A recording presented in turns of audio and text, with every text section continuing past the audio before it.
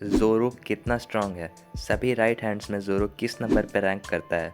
चलो देखते हैं। तो ज़ोरो की एग्जैक्ट स्ट्रेंथ बताना थोड़ा ट्रिकी है क्योंकि टाइम स्किप के बाद हार्डली किसी ने ज़ोरो को सीरियस फाइट करने के लिए पुश किया है। बस ड्रेसरोज़ा में फुजिटोरा था जिसके सामने ज़ोरो स्ट्रगल कर रहा था, लेकिन वो सिर्फ एक क्लैश था और उस टाइम ऑब्वियसली ज़ोरो उससे वीकर था। अगला मौका जब ज़ोरो को स्ट्रगल करना पड़ा वो वानो में ओनिगाशिमा रेड के दौरान था, जब वो किंग से लड़ रहा था। लेकिन उस फाइट में भी काफ़ी नुआंसेस थे क्योंकि ज़ोरो ने उससे पहले काइडो के अगेंस्ट अपना सब कुछ दे दिया था और सिर्फ चॉपर के मेडिसिन की वजह से ही वो किंग से लड़ पाया।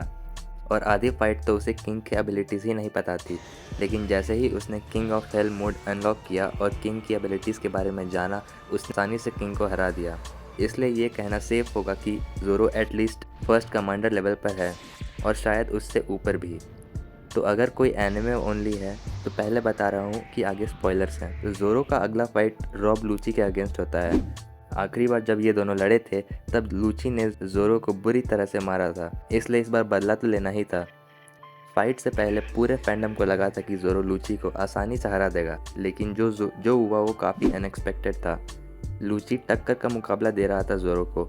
हालांकि ये ऑब्वियस था कि ज़ोरो ऑल आउट नहीं जा रहा था, लेकिन फिर भी लूची की परफॉर्मेंस काफ़ी इम्प्रेसिव थी। इस फाइट को देखकर ये कहना गलत नहीं होगा कि लूची भी अराउंड फर्स्ट कमांडर लेवल है। अब ज़ोरो पर वापस आते हैं। ये ध्यान रखते हुए कि ज़ोरो ने इस फाइट में कॉन्करर साकी यूज़ नहीं किया था, तो बिना उसकी लूची को हराना काफ़ी इम्प्रेसिव है।